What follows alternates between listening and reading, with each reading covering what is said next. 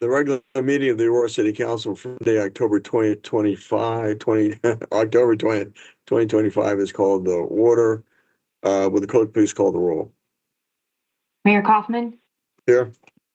Councilmember Bergen, Here. Councilmember Coombs, Present. Councilmember Gardner, Here. Councilmember Hancock, Councilmember Trinsky, Here. Councilmember Casal, Here. Councilmember Lawson, Councilmember Medina, Here. Councilmember Murillo,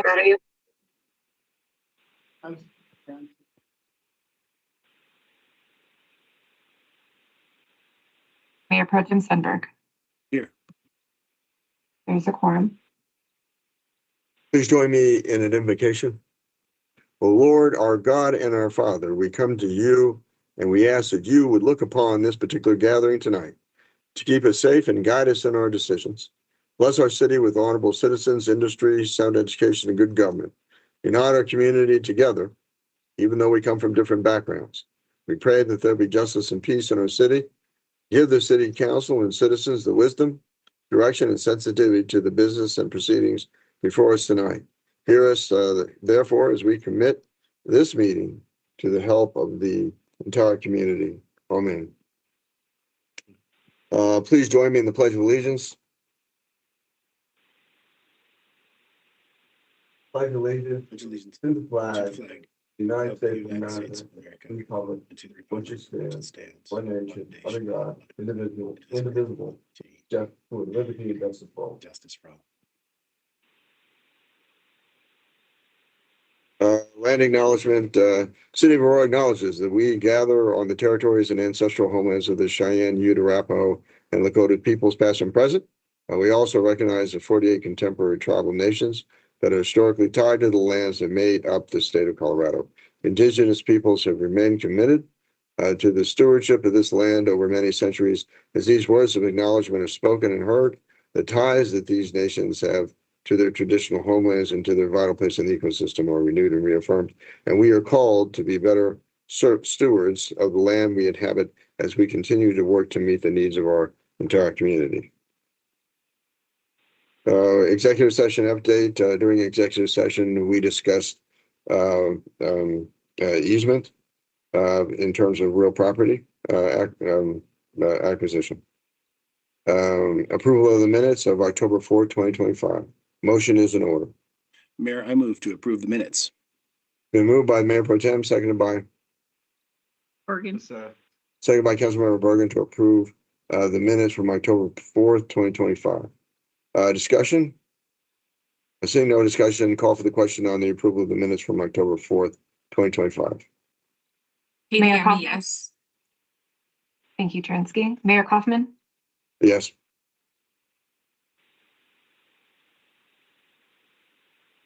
Mayor Pro Tem Sundberg? Councilmember Hancock?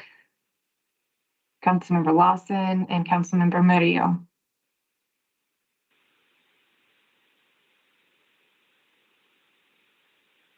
The motion passes with 8 yes votes and 3 absent.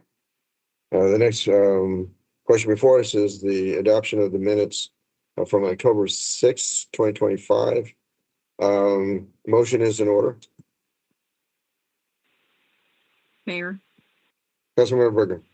motion to approve the October 6 minutes. It's been moved by Councilmember Bergen, seconded by Councilmember Casal to approve the October 6th, 2025 minutes. Discussion? Seeing no discussion, call for the question for the adoption of the October 6th, 2025 minutes. KDM, yes. Drensky. Okay. Mayor Kaufman? Mayor votes yes. The motion passes with 8 yes votes. Next, the next item before us is the adoption of the agenda. Motion is in order.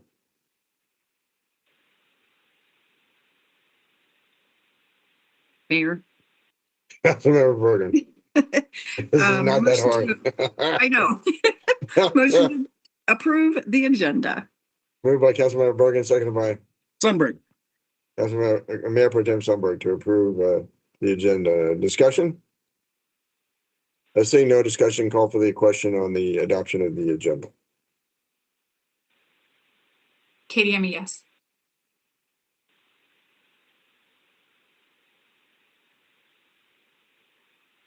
Mayor Kaufman? Mayor votes yes. The motion passes with 8 yes votes.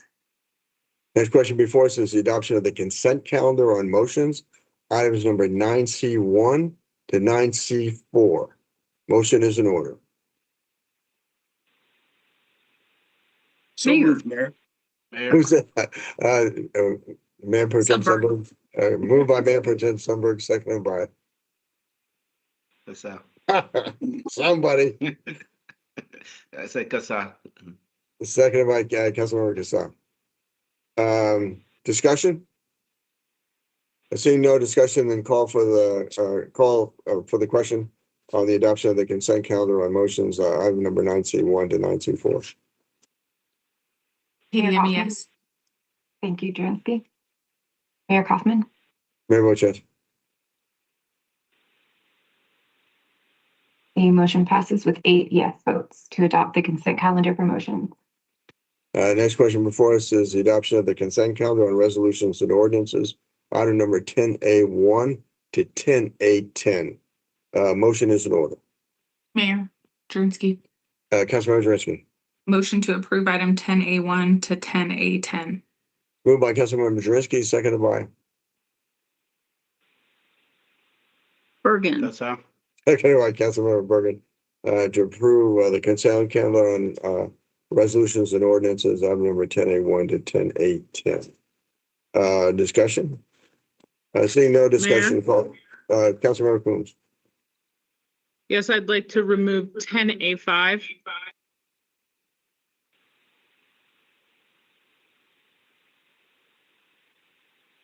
Is there further discussion? And the question before us is the adoption of the consent calendar on resolutions and ordinances. Item number 10A1 to 10A4 and item number 10A6 to 10A10. Discussion? Seeing no discussion, call for the question on the consent calendar on resolutions and ordinances as amended. KDM, yes. Thank you. Mayor Pro Tem, thank you. Passes with 7 yes votes to adopt the consent calendar for resolutions and ordinances with item 10A5 removed. Would the clerk now please read the title to item number 10A5?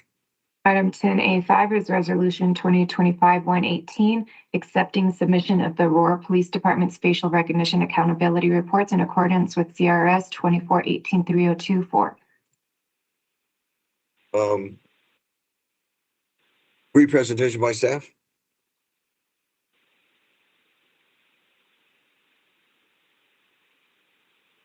Hey, good evening, Mayor and Council. This is Commander Chris Poppy from the Police Department. I want to make sure you can hear me before I get going. Doing good.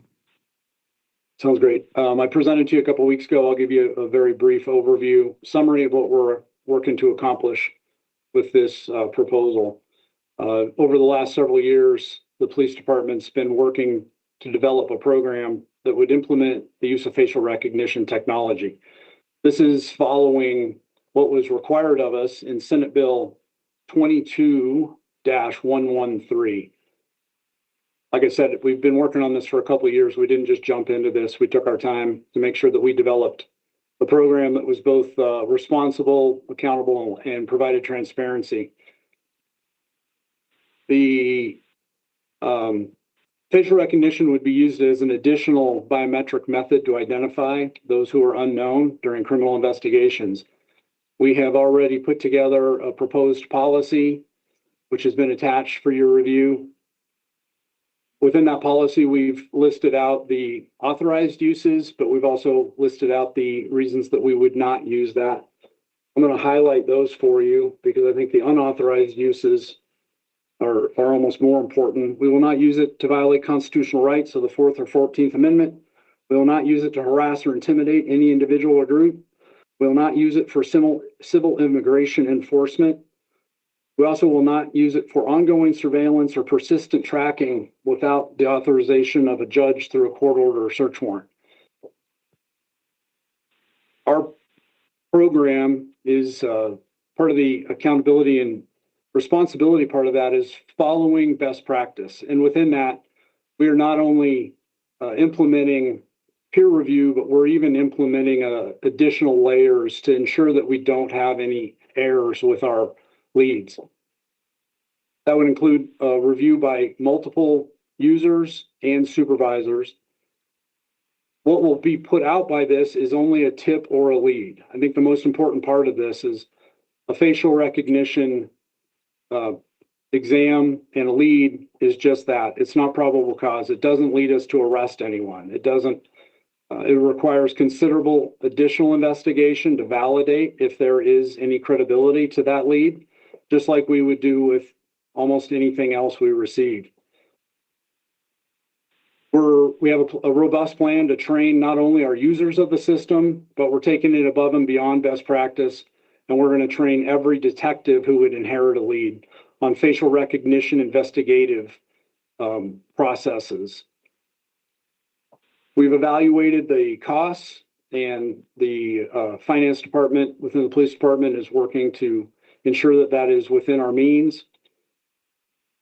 Really, the biggest thing with facial recognition is crimes occur every day, and our officers do a great job of not only identifying witnesses and victims and doing interviews and collecting evidence, but we're oftentimes finding video of our suspects or of other people who might help us push cases forward. We get those videos and photographs on a daily basis. This is a tool that will allow us to efficiently compare those against libraries of known people, either with the use of Lumen, which is a tool we're already using. We just are not using the facial recognition component, or with a secondary vendor called Clearview AI that would allow us to also search against publicly available open source social media, media publications, anything that is open source. These are things we can already search. It would be very time consuming. The use of this technology will absolutely, three things I'm hoping and our policy is built on, will enhance productivity, increase crime solvability, and ultimately it'll increase safety for the community and for our officers. The end goal is to get criminals prosecuted and bring justice to our victims. I think one of the biggest things that I want to emphasize is being a victim of a crime is life-changing, but when the victim knows that the crime's been solved, I think it's equally life-changing. We want to ensure that we're doing our best job to bring justice to our victims. That concludes my very brief overview, and I'm more than happy to answer questions. In addition to that, if I may, I don't understand all the technology behind this, so I've asked a couple consultants to be on the line with me. Joseph Cortese is online with Investigative Technology Consultants, and Scott Geiser is on the line with Clearview to answer any specific questions. So I'm gonna proceed with questions to staff, which would include the consultants, and then once that concludes, then we'll go to general discussion. So questions of staff. Councilmember Coombs. Yeah, so have the APD folks had any conversation? I know there was an assurance that all data would be protected and not shared and not sold. Have any conversations been had about the numerous lawsuits against Clearview AI specifically, in the multi-millions of dollars specifically related to unauthorized use and sale of images that were collected as part of their technology?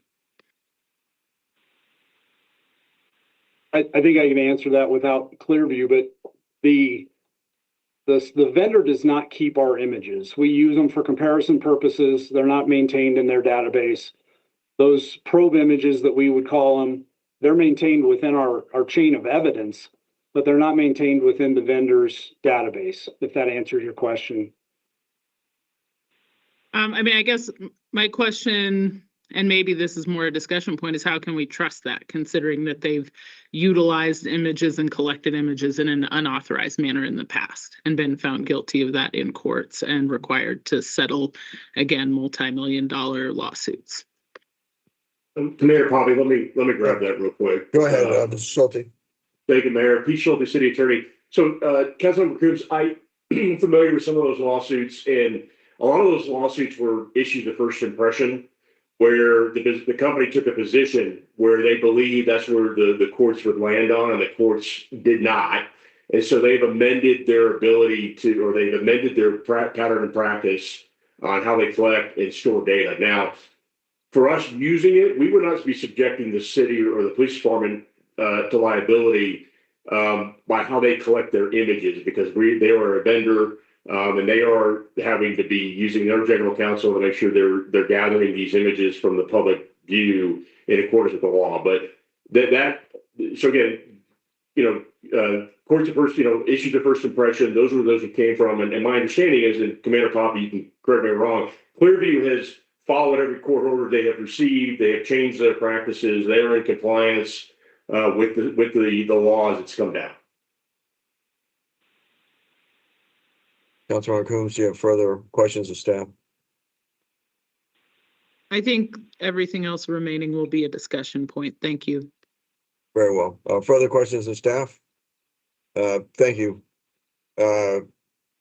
Motion is in order, and then we'll go to general discussion. Mayor, motion to approve item 10A5. Moved by Councilmember Jersey, seconded by Bergen. Second by Cassell. seconded by Councilmember Bergen. Discussion, Councilmember Coombs. Yeah, Mayor. So I'm not totally sure, City Attorney Schulte, where you're drawing your information from, but I think a particularly concerning lawsuit, which does not seem to be one where they simply complied, was in relation to Illinois and their privacy laws that they had in the state of Illinois, of which Clearview collected over 3 billion photographs. With their facial recognition software, and which were collected in a way that was not in accordance with existing law. And so for me, it's very concerning whether or not they subsequently complied after being sued. Everybody has to take all the effort to sue them first before they comply with a law that was already on the books. It's not like they were failing to comply with some law that just suddenly came up. And so I think that it's deeply concerning that we would be looking at contracting with a vendor that has demonstrated that they will violate the law and wait to be sued to then comply. Let me just say, I think Commander Poppy went over the situations that what we would not do, and I think that's important from a civil liberties standpoint. Further discussion. Seeing none, call for the question on the adoption of item number 10A5. Katie, I'm yes. Okay.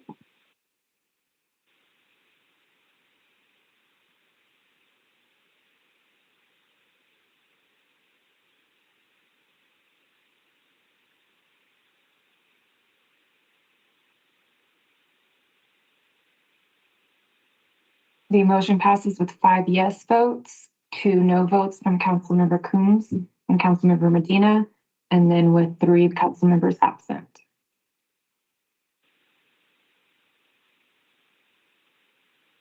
Would the clerk now please read the title to item number 12A?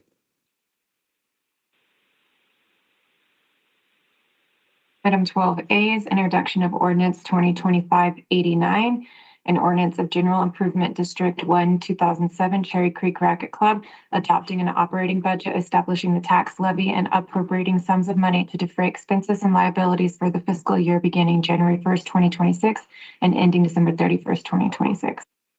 A brief presentation by staff. I'm sorry. Mayor, sorry, real quick, I just want to remind all council that 12A to 12F, you guys are going to be sitting in your ex officio capacities on behalf of the boards or the districts as listed in the ordinances. Very well. Brief presentation by staff.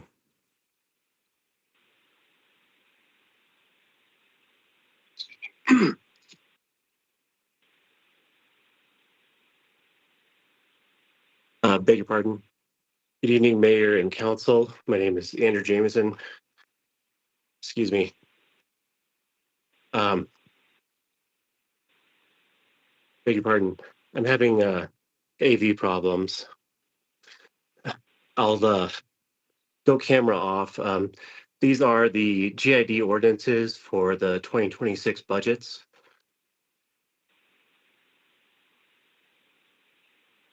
Excuse me.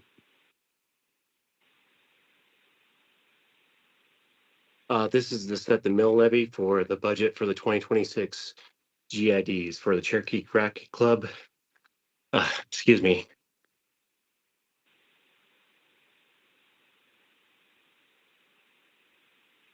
Apologize, I need to collect myself. This budget goes along with the rest of the budget process to set the mill levy for these general improvement districts that we collect the property tax to pay off debt associated with these offenses. I do beg your pardon this evening. Questions of staff? So this is an existing GID, and it's what the exterior fence is that what you're referring to? Yes, so these are existing general improvement districts that have projects associated with them. For example, Cherry Creek Racket Club is a masonry fence. Okay. And the debt, so basically the budget authorizes the tax levy to collect the tax and then pay for the debt associated with these projects. Very well. Questions of staff? Seeing none, a motion is in order. Mayor, motion to approve item 12A. Moved by Councilmember Jurenski, seconded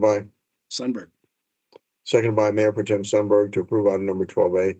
Discussion?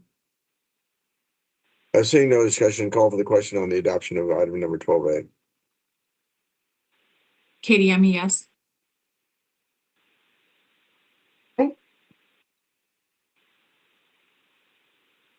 The motion passes with 7 yes votes. Now, please read the title to item number 12B. Item 12B is introduction of ordinance 2025-90, an ordinance of Cobblewood General Improvement District 1, 2016, adopting an operating budget, establishing the tax levy and appropriating sums of money to defray expenses and liabilities for the fiscal year beginning January 1st, 2026 and ending December 31st, 2026. Brief presentation by staff. Thank you, Mayor and Council. This is for the Cobblewood General Improvement District with a similar setup to collect the property tax levy to pay out the debt associated with this particular GID. It is for a street that was then given over to the city of Aurora to maintain thereafter. Questions of staff? Seeing none, motion is in order. Mayor, motion to approve item 12B. Moved by Councilmember Jurenski, seconded by Cassell. Councilmember Cassell to approve item number 12B. Discussion? Seeing no discussion, call for the question on the adoption of item number 12B. Councilmember Jurenski. Yes, sorry, Katie. The motion passes with 7 yes votes to adopt item 12B. Call for the question. I'm sorry. Will the clerk now please read the title to item number 12C? Item 12C is introduction of ordinance 2025-91, an ordinance of Aurora Conference Center General Improvement District number 2-2011, adopting an operating budget, establishing the tax levy, and appropriating sums of money to defray expenses and liabilities for the fiscal year beginning January 1st, 2026 and ending December 31st, 2026. Brief presentation by staff. Thank you, Mayor and Council. Once again, this is a establishing budget to collect the mill levy for the Aurora Conference Center GID district. Questions of staff? Call for the question. I'm sorry. Motion is in order. Mayor, motion to approve item 12C and KDM, yes. Moved by Councilmember Jurenski, seconded by second by Mayor Pro Tem Sunberg to approve item number 12C.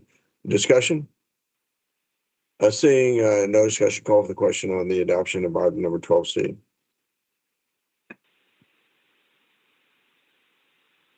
Councilmember Bergen. I'm a yes, sorry. Thank you. The motion passes with 7 yes votes to adopt item 12C. Now please read the title to item number 12D. Item 12D is introduction of ordinance 2025-92, an ordinance of Pure Point 7 General Improvement District 2-2009, adopting an operating budget, establishing the tax levy, and appropriating sums of money to defray expenses and liabilities for the fiscal year beginning January 1st, 2026 and ending December 31st, 2026. Brief presentation by staff. Yes, thank you, Mayor and Council.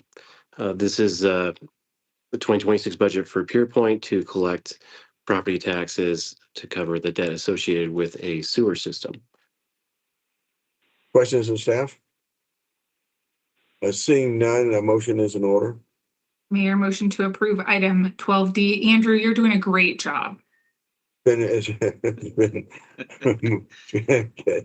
Thank you, Andrew. It's been moved by Councilmember Drensky, seconded by Councilmember Hancock. Discussion? Seeing no discussion, call for the question on item number 12D. Katie, I'm a yes. Thank you.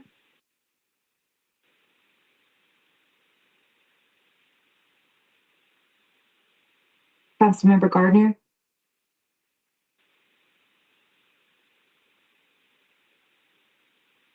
The motion passes with 7 yes votes to adopt item 12D, with Councilmember Gardner absent and Councilmember Hancock present. Clerk, now read the title to item number 12E. Item 12E Hey, hold on, is. Katie. Sorry, hold on one second. So how many, everyone's got a vote who's on, so I want to make sure with Councilmember Hancock on, that would have made us go to 9 and we only had 8 votes. Or 7 Councilmember votes. Gardner did not vote and he did not answer for my request for his vote. Okay, I just want to make sure that if anybody was on, they need to be registered as absent on this item because it's an ordinance. So, okay. Hey, Pete. Yeah. I don't see him on the list of attendees right now for Councilmember Gardner. Okay, so who didn't? Okay, so who are we missing? Kate, can we Well, just I get thought a? Lawson was missing. Is she back Councilmember on? Lawson, Councilmember Murillo, and then it was Councilmember Hancock, but she joined during this vote, before the vote. And then Councilmember Gardner was not here for the vote. So those two pretty much swapped. Okay, so we have 8 with the mayor. Yes. Okay, thank you. Sorry, Mayor. I'm sorry, where were we? Did the clerk? Yes, it passed. Did you read that? Okay, but item number 12E. Item 12E is introduction of ordinance 2025-93, an ordinance of General Improvement District 1, 2008, adopting an operating budget, establishing the tax levy and appropriating sums of money to defray expenses and liabilities for the fiscal year beginning January 1st, 2026 and ending December 31st, 2026. Brief presentation by staff.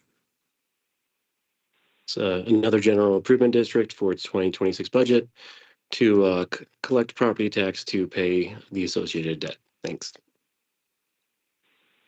Questions of staff? Seeing none, motion is in order. Mayor, motion to approve item 12E. Moved by Councilmember Drensky, seconded by Bergen. Councilmember Bergen to approve item number 12E. Discussion? Seeing none, call for the question on the adoption of item number 12E.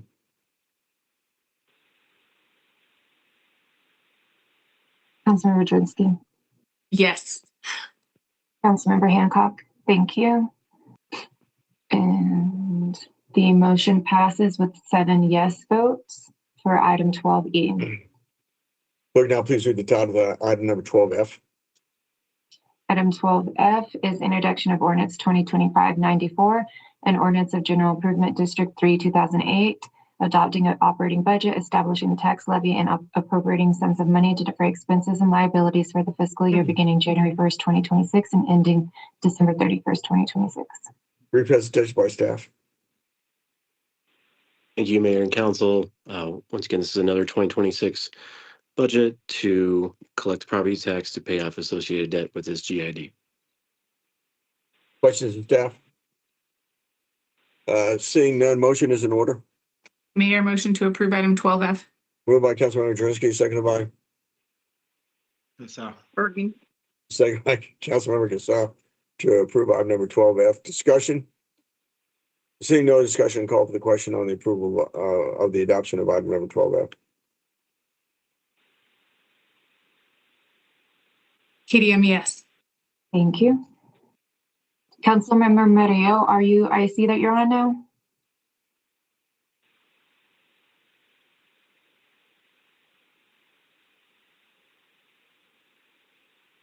She replied in the chat, yes.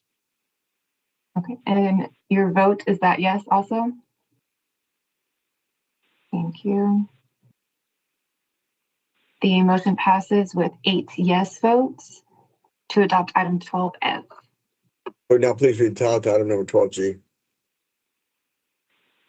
Item 12G is introduction of ordinance 2025-95, adopting an operating and capital improvements project budget for the fiscal year beginning January 1st, 2026 and ending December 31st, 2026.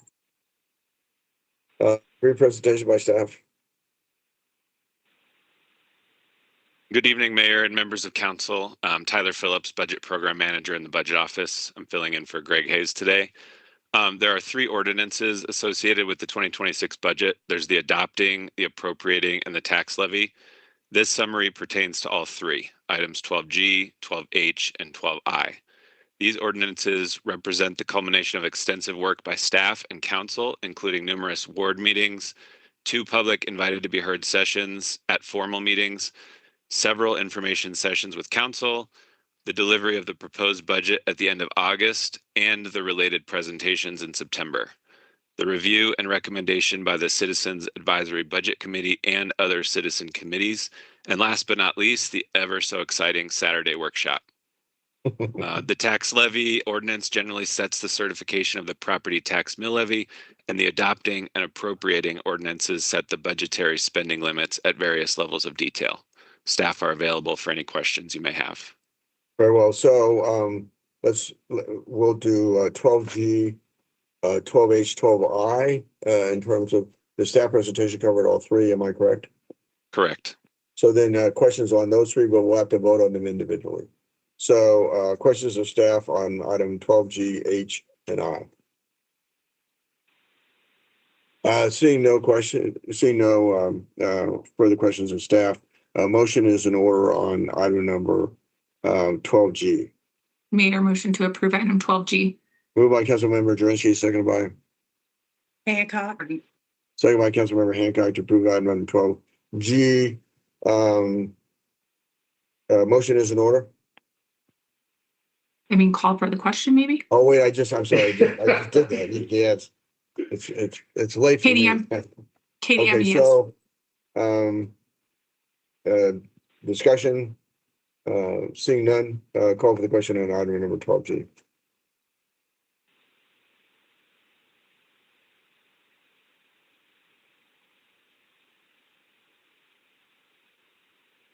And Katie, Councilmember Maria did say yes in the chat, just for the record. Yes, thank you. The motion passed unanimously with 8 yes votes. Now please read the title to item number 12H. Mayor, motion to approve item 12H. Councilmember Jurenski, after. We still need to call it up first. We have to read the Okay. read the title. Item 12H is introduction of ordinance 2025-96, appropriating sums of money to defray expenses and liabilities for the fiscal year beginning January 1st, 2026 and ending December 31st, 2026. Motion is in order. Mayor, motion to approve item 12H. Moved by Councilmember Jurenski, seconded by Bergen. Councilmember Bergen to approve item number 12H. Discussion. Seeing no discussion, call for the question on item number 12H. KDM, yes. Thank you. And Councilmember Murillo. She's a yes in the chat, Katie. Yep. That's what I was about to say. Thank you. The motion passes unanimously with 8 yes votes for item 12H. Clerk, now please read the title to item number 12I. Item 12I is introduction of ordinance 2025-97, establishing the tax levy on all taxable property within the corporate limits of the city of Aurora, Colorado for the tax collection year beginning January 1st, 2026 and ending December 31st, 2026, and authorizing a temporary property tax credit for 2026. Motion is in order.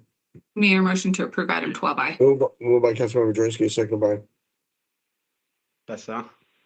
seconded by Councilmember Casal to approve item number 12I. Discussion? Seeing no discussion, call with the question on the adoption of item number 12I. KDM, yes. Thank you. And Councilmember Murillo did say yes. Yes, in this chat. Yes, ma'am. Mayor Pro Tem Sundberg.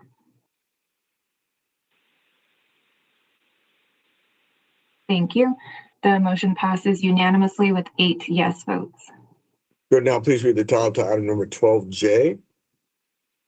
Item 12J is introduction of ordinance 2025-98, amending section 58.1 of the city code of the city of Aurora, Colorado, relating to an increase of the E911 surcharge and adding section 58.2 to the city code of the city of Aurora related to the city's manager's authority to adjust fees. Brief presentation by staff. Good evening, Mayor and Council. This is Scott Newman, the Chief Information Officer. This ordinance will allow the city to adjust our monthly E911 surcharge to the rate of $2.17 per line per month, effective February of 2026. The city did not adjust our E911 surcharge for over 10 years. We did adjust it in 2024. However, we adjusted it to the median range that was charged by other entities across the state at that time. However, in 2025, the average surcharge rate charged by most entities was $2.07 per line. So the city is still behind most of the other organizations across the state. By adjusting this to the limit of $2.17 per line, we are bringing our monthly surcharge into line with what most of the entities will be charging in 2026 forward. As the city clerk also laid out for council, this will also provide the ability for the city manager, based on their discretion, to adjust the surcharge on an annual basis in conformance with the limits that are established by the Colorado Public Utilities Commission. And with that, I'll take any questions. Questions of staff? Seeing none, motion is in order. Mayor, Mayor. I approve we adopt item 12J. It's been moved by Councilmember Hancock, seconded by Jurenski. Councilmember Drinsky. This is erased. Okay. To adopt item number 12J, discussion. Seeing no discussion, call for the question on the adoption of item number 12J. Katie, yes. Thank And you. Councilmember Rios, yes, Katie. Thank you. The motion passes unanimously with 8 yes votes. Will the clerk now please read the title to item number 12K? Item 12K is introduction of ordinance 2025-99, amending certain sections of chapter 138 of the city code of the city of Aurora, Colorado, relating to rates and connection fees for the provision of water, sanitary sewer, and wastewater services. Brief presentation by staff. Good evening, Mayor and Council. My name is Kat Olugatun. I'm the Deputy Director of Business Services for Aurora Water. This ordinance is to adjust our 2026 rates and fees for water, wastewater, sewer, and stormwater. As a reminder, the utility does operate in a cost of service basis. We do analyze the rates and fees annually to make sure that we avoid the rate shock that can happen when rates and fees are not adjusted annually. We also operate on a cost of service, which is just to recover the costs to run the utility, and we do not make a profit. The ordinance is asking a 5% increase on water rates, an 8% increase on sewer. And our sewer rates are consistent with our city wastewater servicer, Metro Water Recovery, and then 5% on an increase on stormwater rates. Questions of staff? And go ahead. I'm sorry. No, you're okay, Mayor. Thank you.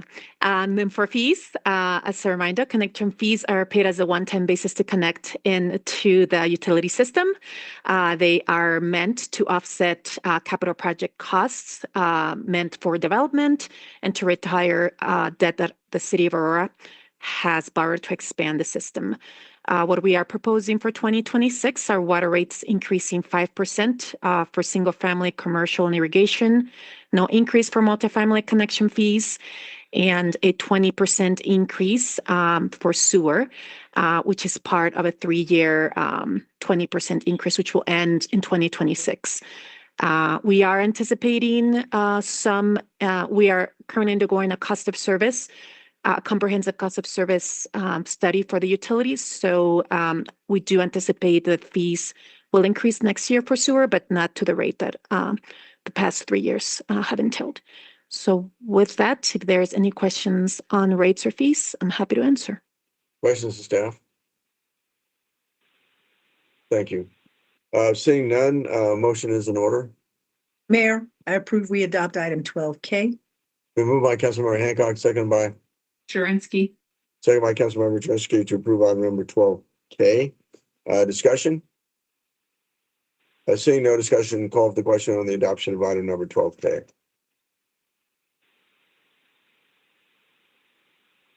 Katie, yes. Thank you. And Councilmember Mario voted yes. Mayor Pro Tem Sundberg,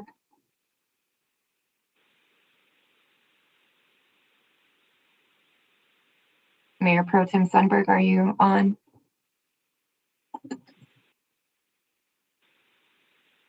Yes, sorry. Thank you. Mhm. The motion passes unanimously with 8 yes votes.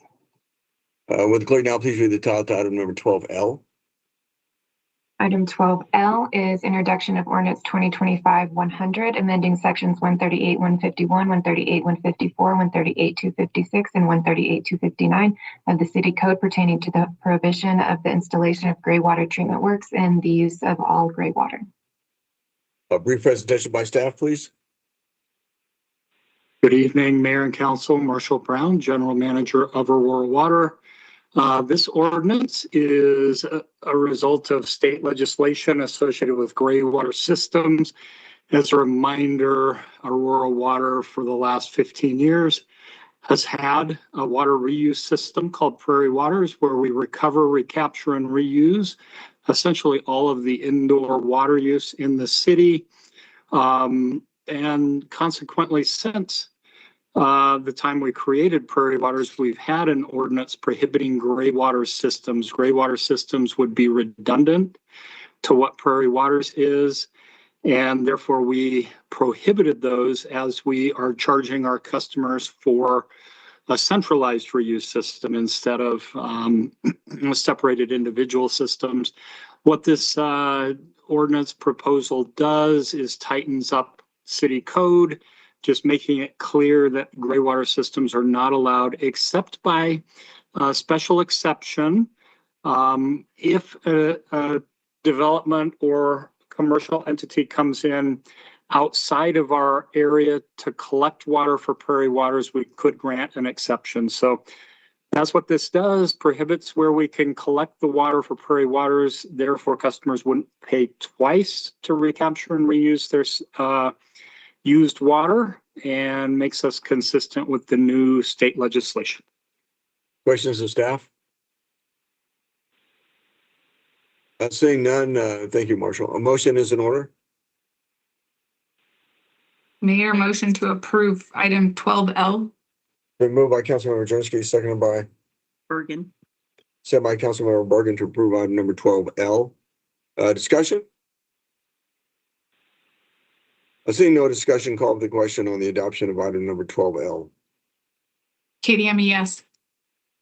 Thank you. Councilmember Bergen, I'm a yes. thank you. The motion passes unanimously with 8 yes votes. And just for the record again, just so it's on the record of the recording, Councilmember Maria did vote yes. I know it was 8, but just want to make sure it's clear for the record. Thanks, Mayor.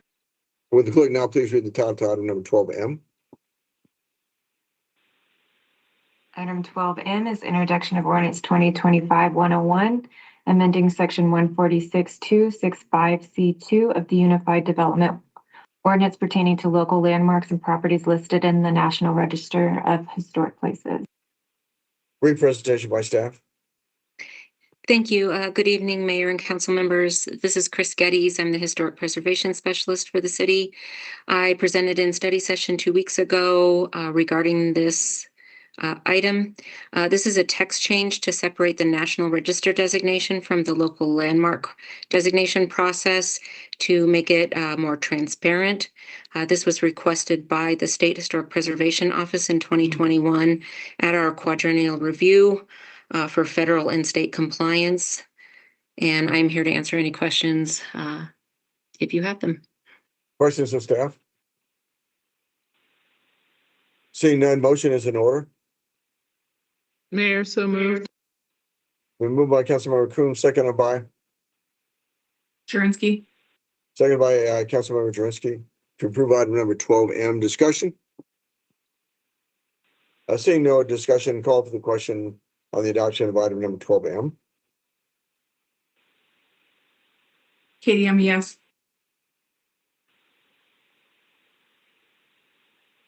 And Councilmember Ray voted yes in the chat. The motion passes with unanimously with 8 yes votes.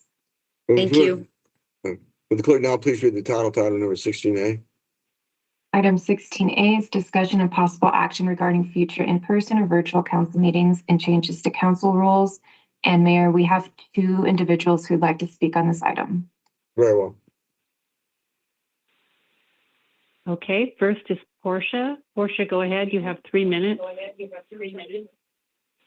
Hi, sorry, I'm just going where it's quiet. So in regards to agenda item 16A, with if you guys are going to go back in person or virtual or whatever, I was, thinking about this on the way up. And pre-COVID, there was not an option to be virtual. We were in person.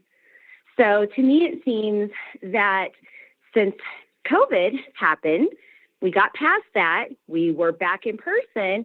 And then I don't know if we remember why we went back virtual. It's because we had several council members who don't want to deal with their constituents. And that's really, really sad. I think being virtual makes everything take longer. I think it's more difficult. And I think that honestly, your constituents want to see you in person. I think that this is your job. And if you are not required to, if you don't have to be at home, then you should be in person.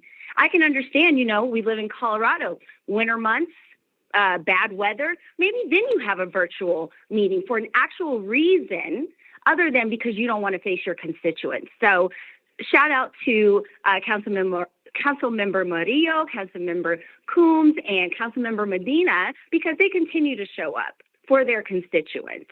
You guys could really learn something from that. So I personally think that there's no reason why you guys can't be in person. That's why you have that whole city council building down there that costs millions or billions of dollars. I don't know how much.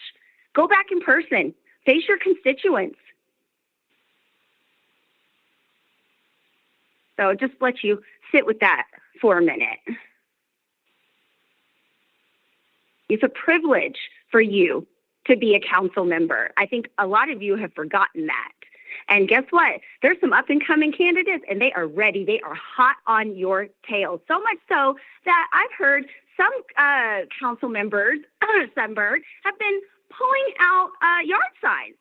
That is illegal, the last I heard, the last I knew. So I'm going to need you guys to do better. Also heard potentially Councilmember Kasaw has been doing the same. Are you that afraid? Are you that afraid that you have to try to go and, what's the word, like mess up other people's stuff? Vandalize other people's stuff?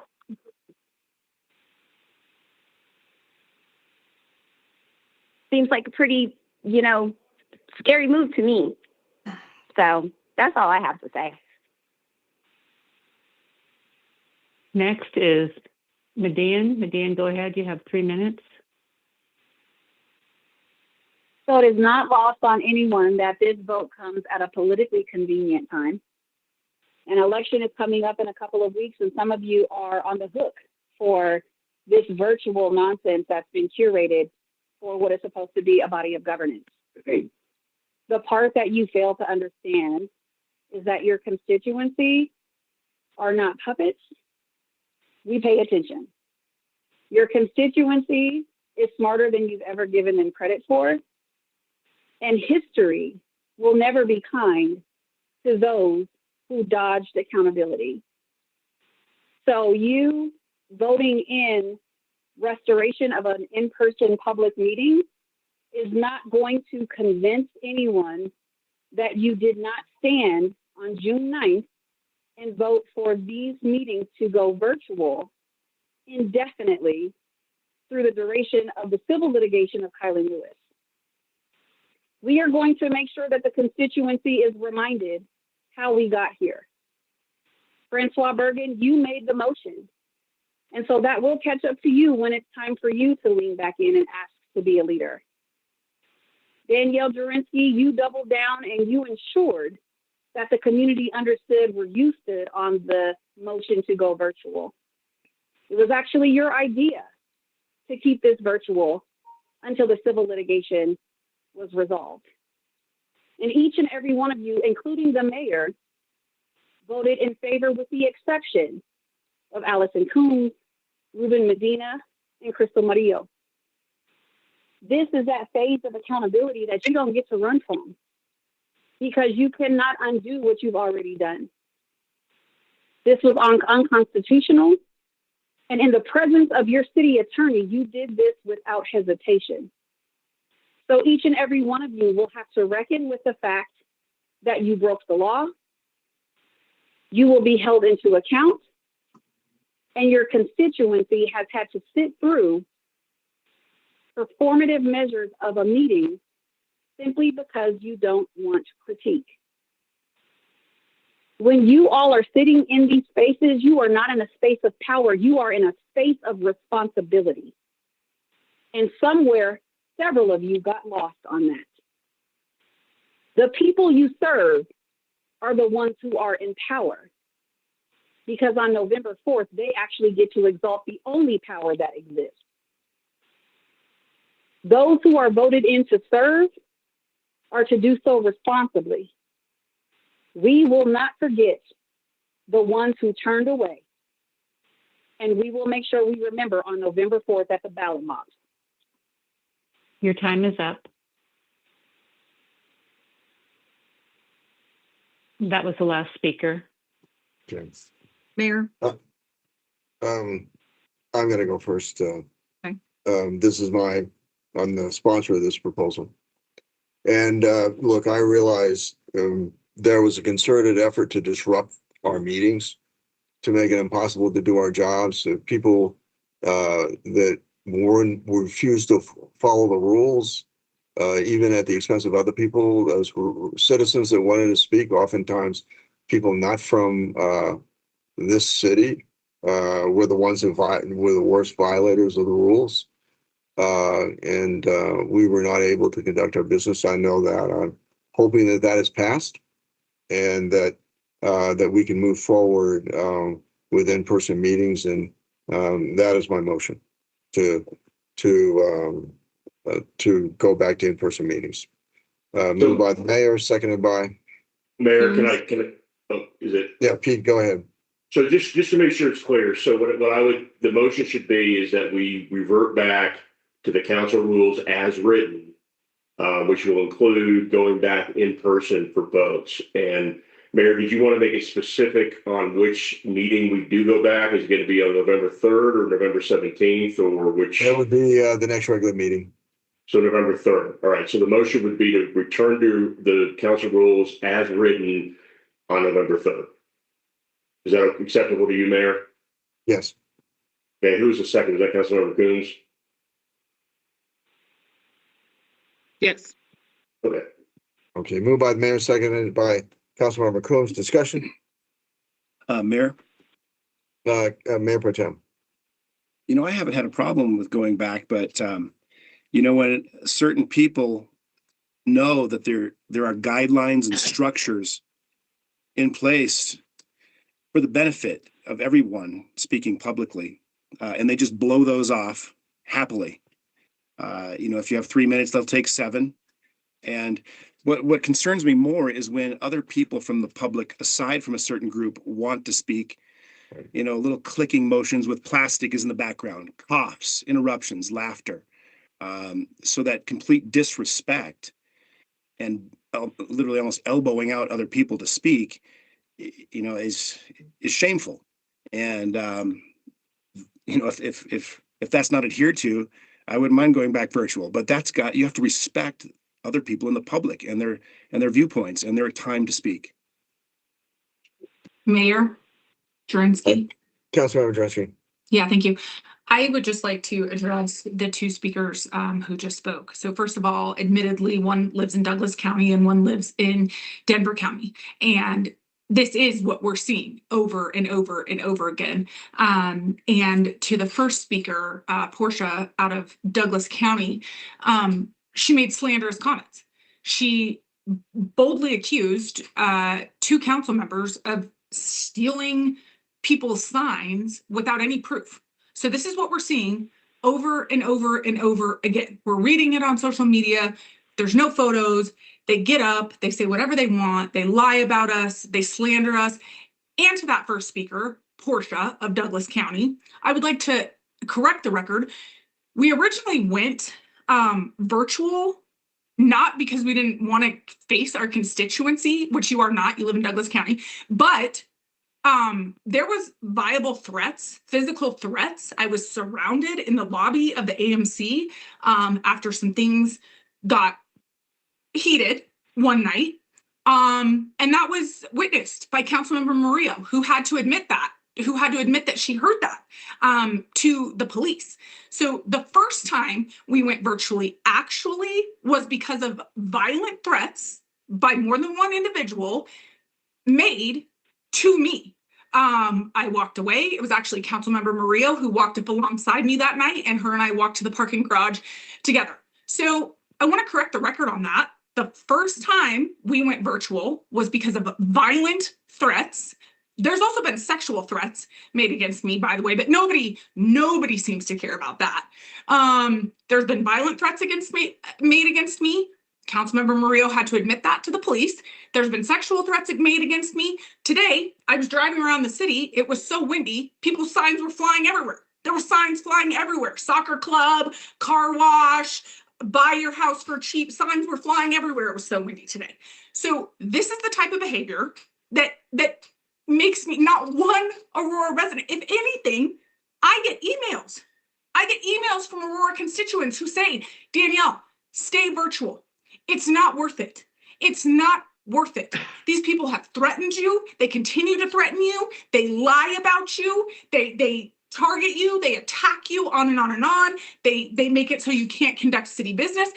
And then listening to these speakers, one from Douglas County, one from Denver County, that's supposed to make me want to, not one Aurora speaker called in tonight on this agenda item and said, please come back in person.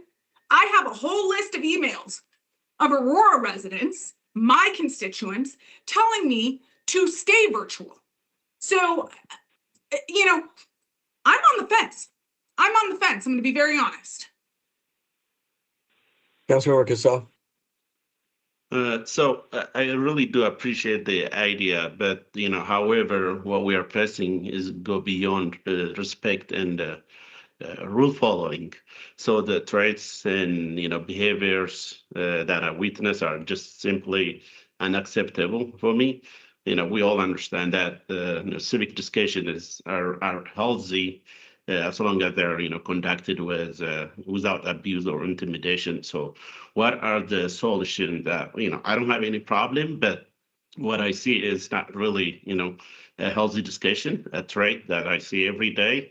So how are we going to change that? So that's my concern right now. Councilmember Bergen.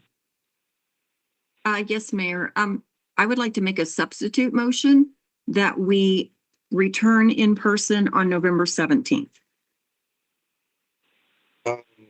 It's the substitute motion by Councilmember Bergen, moved by Councilmember Bergen, seconded by. Well, Mayor, let me ask real quick. Are you willing to accept that as a friendly amendment, Mayor? Yeah, I would accept that as a friendly amendment. Okay, Councilmember Coons, are you okay with that? No.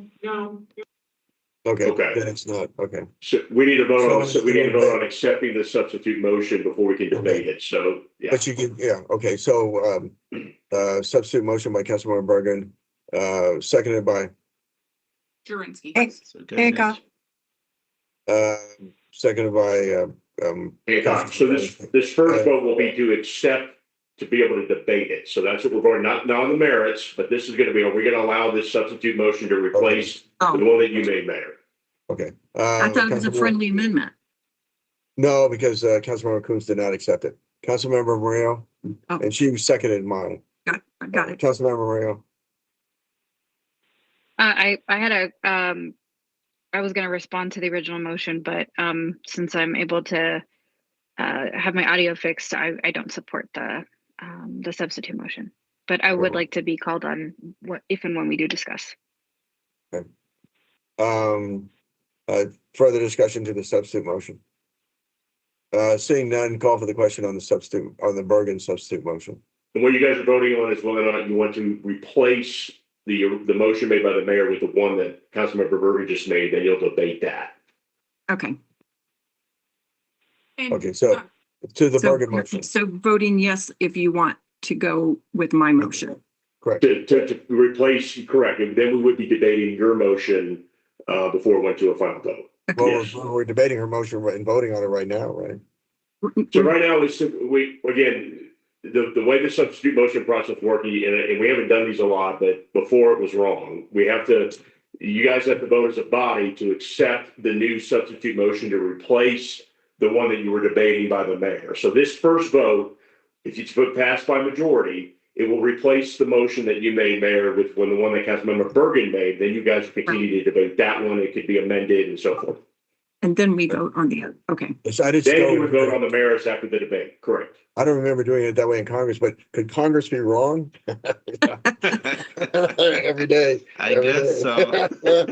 Okay. Okay. Mayor. I'm sorry, who's that? Okay. So there's no debate on this. Okay, there's no, okay, so. call for I the just want to question ask, then. I just wanted to ask Pete a question. Okay, please. Yeah, I'm not debating. Pete, I just want to know if this vote passes to return in person on November 17th, can we keep this item on the agenda? Sure. Okay.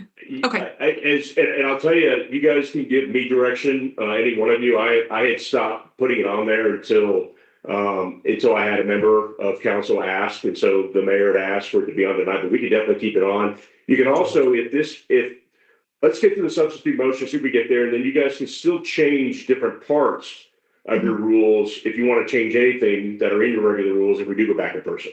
So let's handle whether or not we want to. Pete, we would still have the option, if we vote yes for this, we would still have the option as individuals to remain virtual until we feel comfortable. Sure. Every council member under your current rules has the ability to just give a 24-hour notice to the city clerk by just an email saying that I'm going to have to be virtual, and you can. That's correct. Thank you. Okay, Mayor, please proceed. I'm ready. Okay, call for the question then on the Bergen substitute motion. Okay. Katie, I vote yes.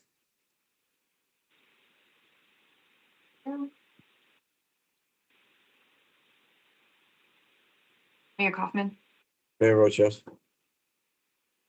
Councilmember Mario, This is this is on the actual. This is not on the merits. This is whether or not we're going to replace the mayor's motion with the one that Councilmember Bergen made, and then we'll debate that and then vote on the merits of the Bergen motion if this passes. Sorry, I thought I already voted no, so that's why I was confused. Oh, we hadn't gotten to vote. Okay. So it sounds like you're a no on the substitute motion. Okay. Yes, thank you. Councilmember Medina, No. the motion passes with 6 yes votes, 3 no votes from Councilmember Coombs, Medina, and Mario. Okay, so now the motion's been substituted and we are on the Councilmember Bergen motion. Okay, this is kind of strange. So, discussion on the Bergen motion. Mayor, Councilmember Bergen. I'm just trying to make a compromise, and I think if we look at going on the 17th, it just makes sense to get the majority there. Okay, and I support it. I mean, okay, because I think that there are individuals, particularly the call today, I think that we're trying to use this as an election issue. I mean, and that I think it was inappropriate. in Yep. challenging individual campaigns. Further discussion. Pete, Yes, ma'am. because I am the one who made the original motion to stay virtual until we had a ruling in the civil case with Kylan Lewis. We've since gained another lawsuit, Holmes versus Aurora. I would like an update on where we are at in the court proceedings on both of those civil cases. Okay, so again, I'm gonna since we're not in exec, right? We're not gonna go to exec session. I can put that on the next Just agenda for that. basically where are we at? I'll give you public information. So Please. Right now, the Kylan Lewis lawsuit, there were 8 claims that were filed against the city. The city was successful in defending 5 of those 8. And 6. They filed 6 motions to dismiss. 5 of them were agreed to by the plaintiff's lawyer, and they dismissed those out of the lawsuit. We now have 3 left. We filed an additional motion to dismiss that we are waiting for the court to rule on to try to get the issues down. I think down to 2 of the 8 that they originally filed. We will then move into discovery and that process. So we're several months, if not a year or 2 out before going to trial on that case. The First Amendment lawsuit, we are still set for trial currently the week before Thanksgiving. We did get a notice from the court last week that we are double set, and there was a case with a higher priority that is scheduled to go. And so they had offered some dates. I know many of you had told me that you weren't going to be available the week after Thanksgiving because you had moved your stuff around. Yeah, so I let the court know about that. And so it looks like we have a scheduling conference scheduled with the federal district judge on Thursday, probably looking into January, middle of January, end of January before that trial gets reset. So that's where we are on those 2 civil cases, and anything else we could do in exec. Okay, I appreciate that update. Thank you. Further discussion. Seeing none, Mayor, call for the Murillo. Councilmember Murillo. Thank you. I just wanted to clarify some of the comments that Councilmember Jurenski made. When that meeting occurred and there was a vote to go virtual, I deferred to her and how her sense of safety and supported going virtual. But there were many concerns that I still have had with the process of being virtual. And I think that in and of itself has been used as a political tool to silence folks who don't agree with the majority. I myself have been a recipient on this council many times, not being able to provide dissent, not even being able to give an opinion on many agenda items with an administrative move to call for the question. So I think it's just ironic that that's the rationale when the public has every right to be upset and to voice their opposition, and when they keep getting denied that opportunity, as far as I have been aware in this country, that was allowable. I just many times myself, Councilmember Coombs, Councilmember Medina have just not been able even to participate in discourse. So when you talk about, democratic values and process, like this is the last body that I think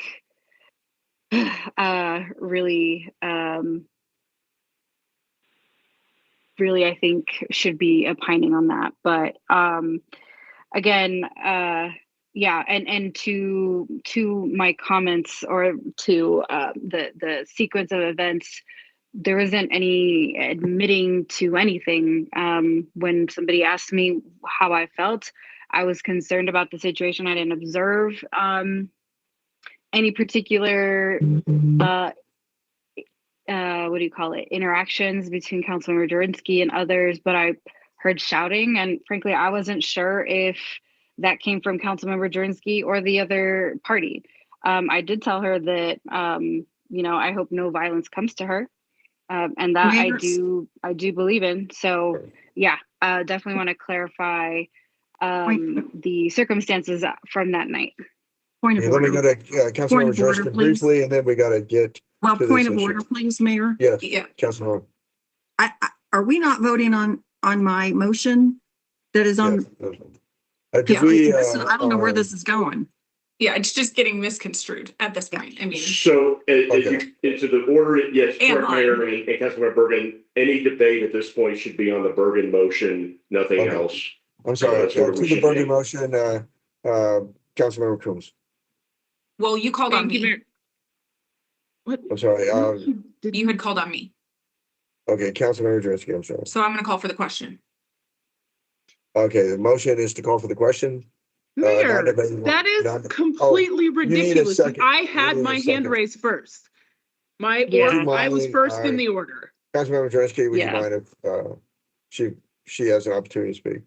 Let her speak. If she's going to lie about me like Councilmember Murillo, then I absolutely want a chance to defend Okay, her. All right, just Councilmember to Coombs, and clarify then, that, Mayor, my name was called. I think I deserve the opportunity to Councilmember respond Coombs has as the floor. you have offered. Councilmember Coombs to has the floor others. right now. To speak to the Bergen Councilmember motion Coombs. of Mayor. order. Speak to the Bergen Mayor, you motion. Okay, have I'll tell allowed you what. other people to respond when their name Call has been for the invoked. question. So May Okay, I ask- I'm just gonna go to Call call for for the question right now. I need a second. Thank you, to call for the Jurinsky. question. Jurinsky. See, this Councilman- is the administrative move I was Councilmember talking about. Jurinsky, you're Call a the question. liar. You heard what they said to me, and that's why you said This I is hope not no harm six- comes to You're you. acting like it's Katie, third I'm a grade. yes. Second. I'm a yes, Katie. Okay, Who's the second? Jurinsky. I don't know. It's Councilmember hard Bergen, to are you hear. the second? I Call know for it's the question. hard. It's hard. Okay, this is not Jurinsky made available. the- Bergen, you the second?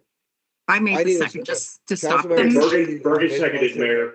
Not What's that? debatable, requires 2/3. And I need to know how many council members we actually have right now on. Because I don't know if everyone is still here. So if we have, with the mayor, if we have 9, then I'm just trying to make sure it's a 2/3 vote. So Katie, are we still at 9 with the mayor?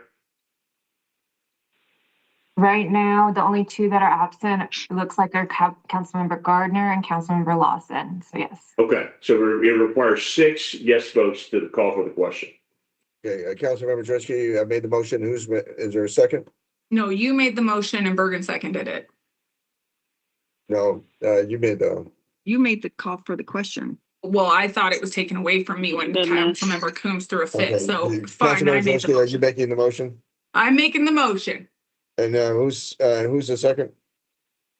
Bergen. Councilmember And Bergen. Katie, I'm a yes. The non-debatable motion, call for the question.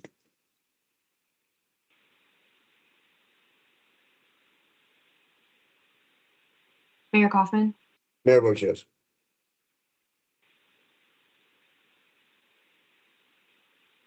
Councilmember Hancock, thank you. Councilmember Murillo, No, I just want the record to reflect my no, but It's a also non-debatable that, motion. in the meeting It minutes is that a it's accurate. non-debatable motion. That it's accurate that I did not lie It about is my a experience in my non-debatable motion. conversation. Oh, you did. That's You fine. did. I'm not debating It's a the motion. non-debatable motion. You did. That's great. Councilmember Medina, Where's my gavel? This is amazing. Okay. Councilmember Medina. No. The motion passes with 6 yes votes, 3 no votes from Councilmember Coombs, Medina, and Murillo to end debate and vote on the substitute motion. Okay, so the motion on the floor now is to return, is a Bergen motion to go return to the meetings as council rules state, beginning on November 17th. We want to change anything else with different parts of it, we can do it after this vote. So that's the vote, is whether I have to go back in person November 17th as the rules are currently written. Call for the question.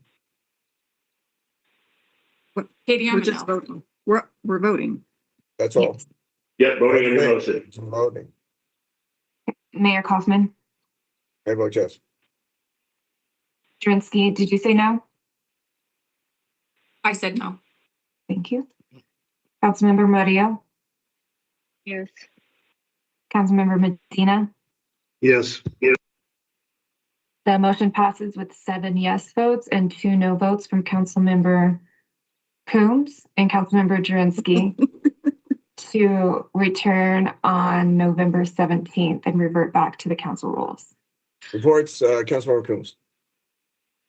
So, well, real quick, Mayor, if there's anything else that you guys want to change at this point, I know some of you had talked to me about having the listening session still virtual. This would be the time to do that. Very well. Are there any other motions? Are there any other motions? Councilmember Coombs.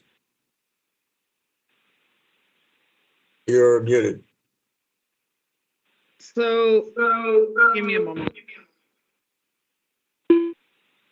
I would move that we return not only the council meeting, but also the public comment listening session to in person. If we're going to have the meetings in person, it does not make a lot of sense to be in person for study session, virtual for listening session, in person for council meeting, right? In person for executive session. If we're going to say that we're more effective in in-person meetings, which I believe we are, then I move that we move all of our meetings to match the current council rules, which include that everyone, or that's right, you're right, Pete, the current council rules say that public comment is, right, okay, fine. Public comment listening session. Right now, everything's in person, public listening sessions in person, everything is back to what it was prior to June, is where we are now. Okay, are there any other? That is what I would like. Okay, so nothing is virtual. So right now, if anybody wanted to change anything else, it would take a 2/3 because you would be suspending your written rules. Right now, your written rules as written. That's where we are right now. So everything's going to be in person starting November 17th, including the public comment listening session. Okay, thank you for clarifying. Yep. Okay, are any other motions, discussion? Seeing none, we're on reports. Councilmember Coombs. Mayor, just real quick. Sorry. Councilmember Bergen. So if we have any disruptions at the meeting, you will then call for us to go virtual. Well, it takes a vote. I'll call for the vote. Right, but if you have the vote. Sure. Yep, everything that we did in the past, Councilmember Bergen, that if there's a disruption and whatnot, we have to, the same rules will apply as before. Councilmember Coombs, reports. Thanks, Mayor. There's several things. I think the first thing that I came into this meeting with on my mind was actually something that I saw this weekend, which was a member of our Colorado Indigenous community who reminded us that land acknowledgements should come also with action, with decisions to actually repair the harm that was done by violent colonization and genocide of Indigenous people in this country. And so in reflecting on our own land acknowledgement, I felt that it was really important to recognize that piece as well, right? That words are words, and that actions also matter. And over the course of this meeting, particularly the recent course of this meeting, it's become clear that there are a number of other things that also need to be addressed.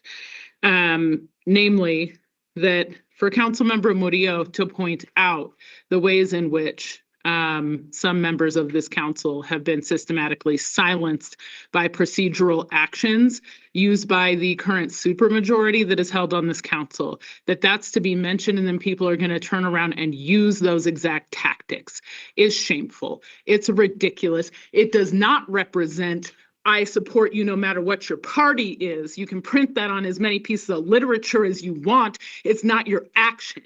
When you call people of other parties demonic, when you use your supermajority to remove their items from the agenda, when you use your supermajority to shut them down for just trying to comment at all, that is not supporting people no matter their party. That's not unifying. That is not leadership. Okay? It's pettiness, and there has been more than enough pettiness on this council.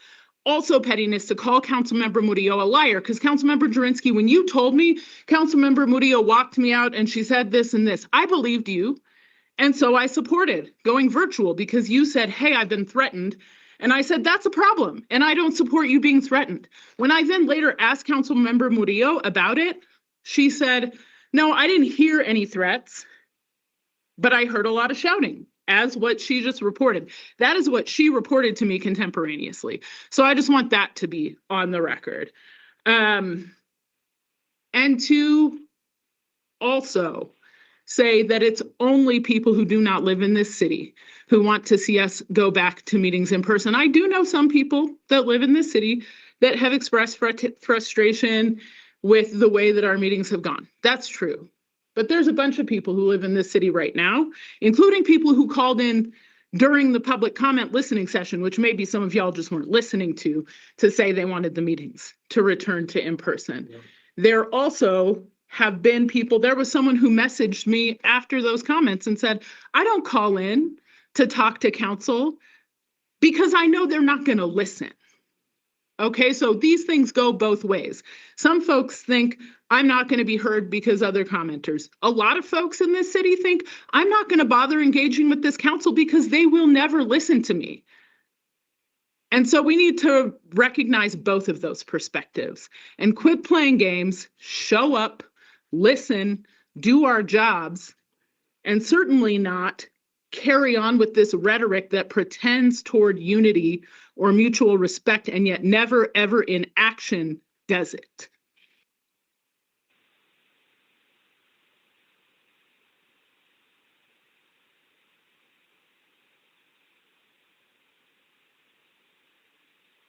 Mayor, you muted.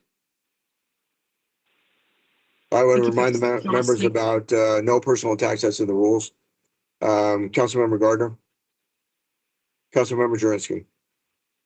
Right, nice of you to remind the council of that after her very passionate report, Mayor. So I'm just going to stay in this tone because when I raise my tone, people tend to think I'm unhinged or something. So we'll let her be passionate. I'll just stay at this tone.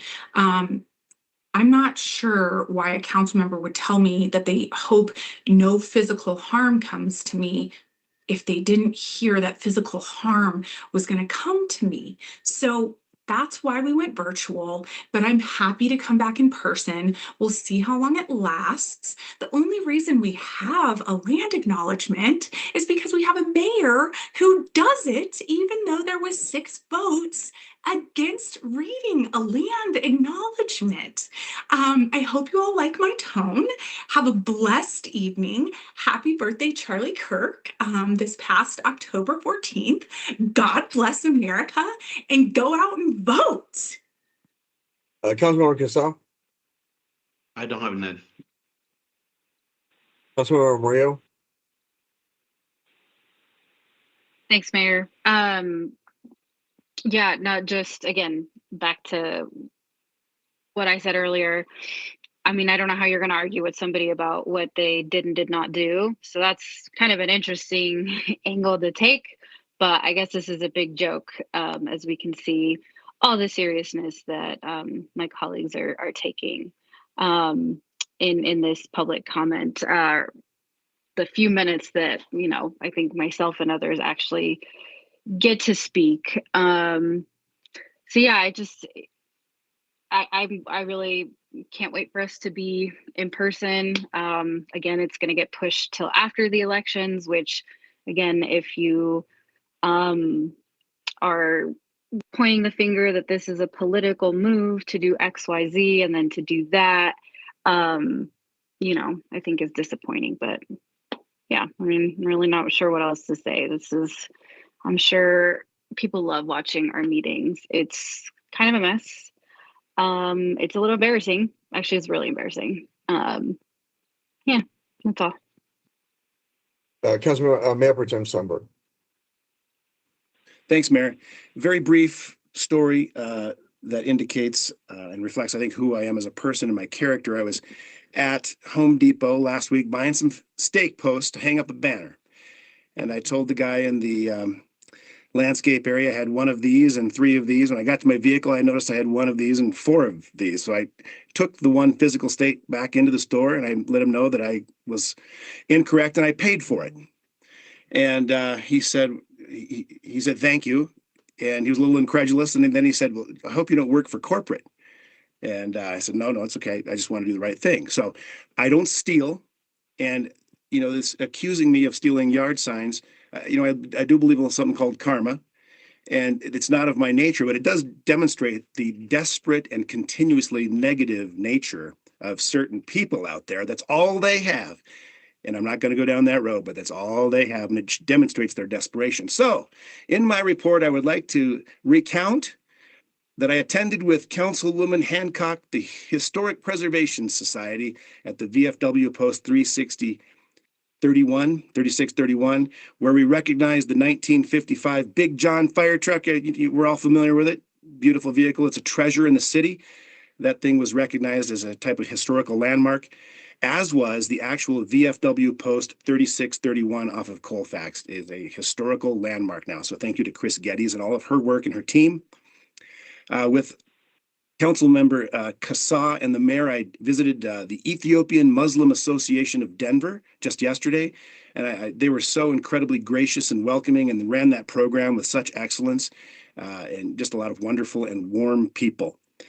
Fire Station 18, sorry, Francoise Bergen, Councilwoman, but I've got a new fire station coming to my ward, much more needed than in her ward. So people are happy. Okay. And it's desperately needed. And I'm so excited about some of the little missing links of connectivity happening over the next year in Ward 2, just little pieces of roadway that are so important that will actually improve public safety as well, like 38th Avenue west from I-70 E-470 to Tibet. And then I have a town hall this Thursday, and the topics are going to be our traffic safety philosophy within the city, how that's all put forward.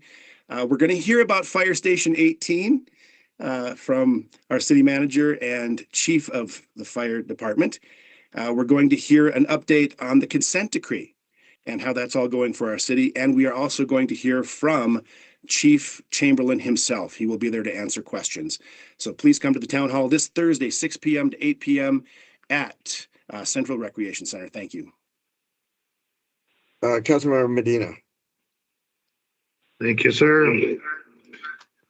All right, I've only got one thing, which is to appoint Megan Siffring to the Citizen Budget Advisory Committee. Thank you. Councilmember Hancock.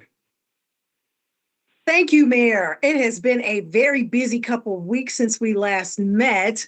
At my town hall, I want to just thank all of you who came out. My constituents know that I'm very responsive, as I do understand my job, which is I work for you, and I consistently make myself available. In fact, I met with a constituent over a business-related issue with some members of tax department to help this business owner understand what his role and responsibility is and to iron out some things.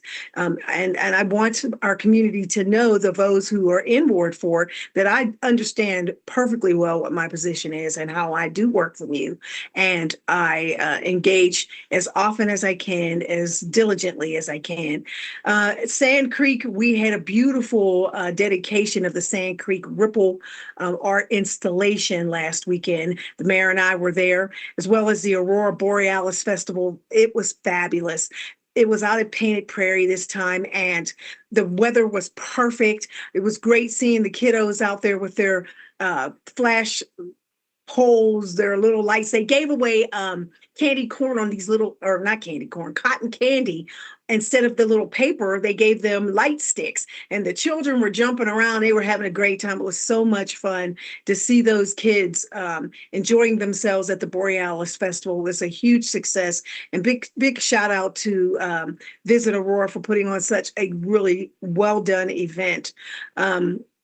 Also, I met with a couple other members of the community in the housing and development arena. We're going to be dedicating the Habitat for Humanity's building project that is in my ward on November 1st, which is really exciting. I've watched this progress go from dirt to completion, and we'll have 20 families that will be in brand new homes that they had the opportunity to be in. And also the mayor and I were at Little Caesars Pizza this weekend. It's like, Mayor, I'm not really stalking you. It just happens to be that everywhere you are, I am. It's good to see small businesses and even corporate franchises come into our city, because the more business we have, the more jobs we provide. I was talking to, and Councilmember Medina was also there as well. I talked to the general manager of that particular franchise store. He employs 24 young people from around the area within walking distance of that store, and they're able to have employment, some of them having their first job ever. And I know a lot of us can remember when we got our first job, how important it was to learn leadership and to learn teamwork and how to be on time and to get their first paycheck.